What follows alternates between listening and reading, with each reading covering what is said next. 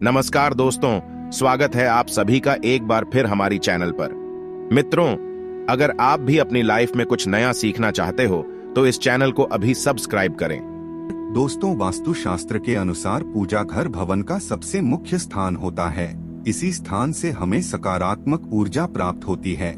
इसीलिए भवन में पूजा घर का निर्माण करते समय हमें वास्तुशास्त्र में बताए गए महत्वपूर्ण नियमों का पालन अवश्य करना चाहिए। पूजा घर को हम अपने परिवार के रीति रिवाजों के अनुसार सजाते हैं और उसमें अपने आराध्य देवी देवताओं को रखते हैं। यदि बड़ा है तो जाहिर है कि सभी के अपने अपने प्रिय देवी देवता होंगे और परिवार का हर व्यक्ति अपने प्रिय आराध्य की प्रतिमा यहाँ वहाँ से ढूंढ कर लाता है और उन्हें मंदिर में स्थापित करता है। इससे पूजा घर में देवी देवताओं की संख्या बढ़ती ही जाती है।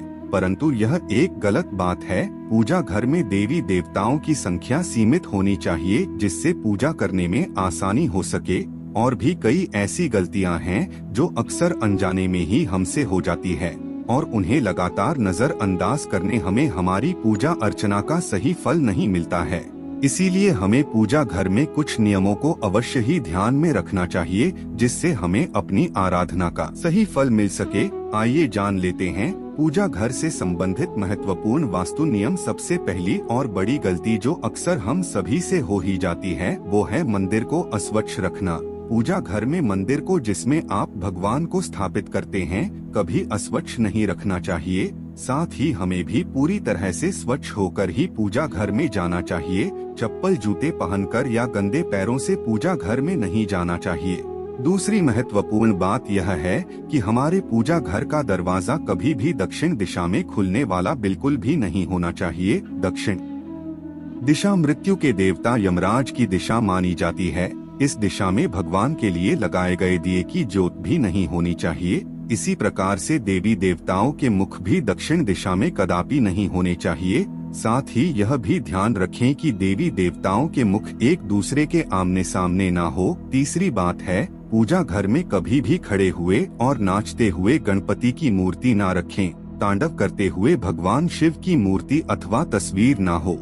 हनुमान जी की तथा माता की रौद्र रूप में फोटो या मूर्ति कभी भी नहीं लगानी। किसी भी भगवान की हमेशा ही शांत और बैठी हुई अवस्था में अर्थात विराजमान अवस्था में ही मूर्ति होनी चाहिए। पूजा घर में किसी भी देवता की खंडित मूर्ति कभी नहीं रखनी चाहिए। चौथी बात है, पूजा घर में भूल कर भी किसी जीवित या अमृत व्यक्ति की तस्वीर देवताओं के साथ नहीं लगाएं। यह बिल्कुल भी शुभ नहीं माना जाता है। कई लोग साधु संतों की तस्वीरें अथवा मूर्ति पूजा घर में भगवान के रख देते हैं। वास्तुशास्त्र में ऐसा करना शुभ माना नहीं गया है। घर के मंदिर में पूजा के लिए मूर्तियां रखी जाएं या तस्वीरें किसी भी देवता की एक से अधिक नहीं होनी चाहिए। साथ ही उन तस्वीरों या मूर्तियों की ऊंचाई 4 या 5 इंच से अधिक नहीं होनी चाहिए। जहां तक घर के मंदिर में शिवलिंग रखने का प्रश्न है, तो घर के मंदिर में 2 इंच से बड़ा शिवलिंग नहीं रखना चाहिए। यदि आपको अपने घर के मंदिर बजरंगबली हनुमान जी की मूर्ति रखनी है, तो बाजार से खरीदकर ऐसी मूर्ति लाइए जो बैठी हुई अवस्था में आशीर्वाद देती हुई हो। घर के मंदिर में रखी जाने वाली देवी देवताओं की मूर्तियां या तस्वीरों के मुख प्रसन्नचित होनी चाहिए। मंदिर में रखी गई मूर्तियों की बीच में कुछ दूरी अवश्य ही होनी चाहिए। घर के मंदिर में माता काली, भैरव जी और शनिदेव जी की मूर्ति रखना वर्जित है। पांचवी बात है, हमारे प्राचीन हिंदू शास्त्रों में 5 देवों की प्रतिमा पूजा बताई गई है। इसीलिए प्रत्येक घर के मंदिर में इन 5 देवताओं की मूर्ति अथवा तस्वीर अवश्य ही होनी चाहिए। मंदिर में सूर्य देव की तस्वीर अवश्य लगाएं। गणेश जी, भगवान विष्णु, माँ पार्वती और भगवान शिव, इन 5 देवताओं की पूजा घर में अवश्य होनी चाहिए। तभी वह पूजा घर संपूर्ण होता है।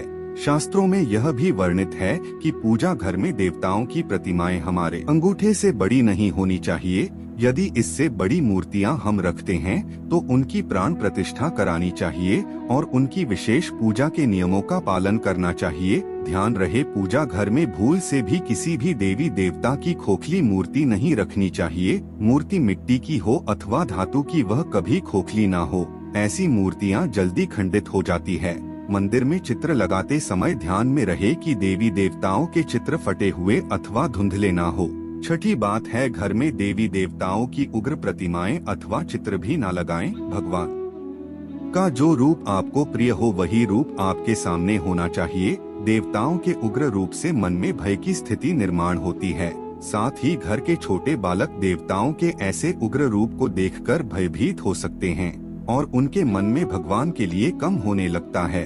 इसीलिए पूजा घर में सदैव ही प्रसन्न मुद्रा वाली मूर्ति ही रखनी चाहिए, जिन्हें देखकर मन में प्रेरणा जागृत हो। 7वीं बात है, प्राचीन काल से जो चलन है उसके अनुसार लकड़ी, पत्थर, सोने, चांदी या पीतल जैसी धातुओं की मूर्तियां ही घर में रखनी चाहिए। वैसे धातु की मूर्तियां महंगी होने के कारण आजकल पत्थर की मूर्तियों को भी बहुत से लोग घर में पूजा के लिए रखते हैं। की मूर्ति सर्वश्रेष्ठ मानी गई है क्योंकि इन्हें स्वच्छ करना आसान होता है। धातु की मूर्ति भी उत्तम होती है क्योंकि ये जल्दी नहीं टूटती है। मिट्टी की मूर्ति रखने पर इनके टूटने की संभावना बनी रहती है और इन्हें स्वच्छ करना भी कठिन होता है। इसीलिए घर के मंदिर में ऐसी मूर्तियां रखें जो टूटे नहीं और उन्हें आसानी से स्वच्छ किया जा सके। घर के मंदिर में भूल से भी प्लास्टिक की अथवा प्लास्टर ऑफ पेरिस की मूर्तियां न रखें। वास्तुशास्त्र में ऐसी मूर्तियों की पूजा अशुभ माना गया है। 8वीं बात है, वास्तुशास्त्र के अनुसार घर में मंदिर का स्थान कहाँ पर होना चाहिए। दोस्तों, भगवान तो इस संसार के कण कण में विराजमान है, लेकिन जहाँ बात करें मंदिर की तो उसके लिए निश्चित स्थान की आवश्यकता होती है ताकि ईश्वर का स्मरण करते समय हमारा ध्यान केंद्रित हो। इसके लिए वास्तुशास्त्र में पूर्व दिशा का निर्धारण किया गया है। यदि मंदिर को पूर्व और उत्तर की दिशा में बनवाया जाए तो ये सर्वोत्तम होता है क्योंकि यह स्थान सकारात्मक ऊर्जा का स्थान होता है। इसी दिशा से सकारात्मक ऊर्जा घर में प्रवेश करती है। लेकिन ध्यान रहे, आपके घर का मंदिर वॉशरूम या शौचालय से दूरी पर होना चाहिए। अपने घर का पूजा स्थल ऐसे स्थान पर कदापि ना बनाएं जहां पास में वॉशरूम हो, क्योंकि वॉशरूम या शौचालय नेगेटिव ऊर्जा का क्षेत्र है। ऐसे स्थान पर मंदिर बनाने से परिणाम प्राप्त होते हैं। पूजा करते समय नेगेटिव ऊर्जा आपको प्रभावित कर सकती है। पूजा घर शयन कक्ष में भी नहीं होना चाहिए। 9वीं बात है, घर के मंदिर के संबंध में यह एक महत्वपूर्ण बात यह भी है कि जहां तक हो सके घर का मंदिर आपके उठने बैठने की जगह से ऊंचा होना चाहिए, क्योंकि सभी देवी देवता का स्थान हम सबसे ऊंचा है।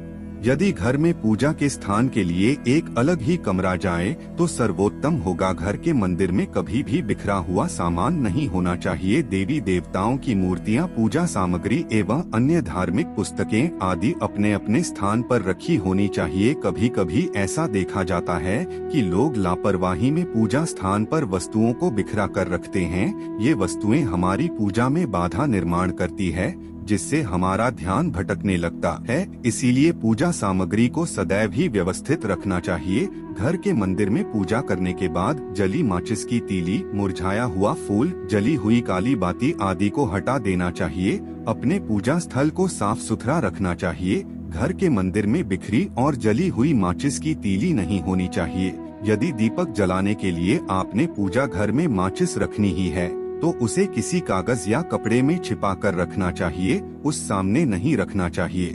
दीपक जलाने के बाद बुझी हुई माचिस की तीली को इधर उधर नहीं फेंकना चाहिए, बल्कि उसे डस्टबिन में डाल देना चाहिए। ध्यान रहे, पूजा घर में लाइटर आदि चीजों का प्रयोग दीपक जलाने के लिए भूल से भी ना करें। तो दोस्तों, इस प्रकार से आप अपने पूजा घर में वास्तु शास्त्र के नियमों का पालन करके सकारात्मक ऊर्जा निर्माण कर सकते हैं। दोस्तों, अगर आपको ये जानकारी अच्छी लगी तो वीडियो को लाइक और चैनल को सब्सक्राइब करना ना भूलें।